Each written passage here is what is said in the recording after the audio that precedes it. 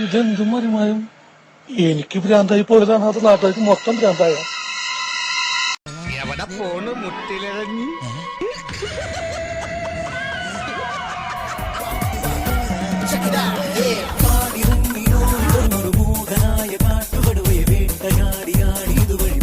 ഈ സൈക്കിൾ ഹെർക്കുലിസ റാലിയ. ആളുകൾ പുറകെ വരുന്നുണ്ടില്ല. റാലിയ സൂക്ഷിച്ചിരുന്ന ആക്സിഡന്റ് ഉണ്ടാവും. പോവാ. നിനക്ക് അങ്ങനെ മനസ്സിലായി?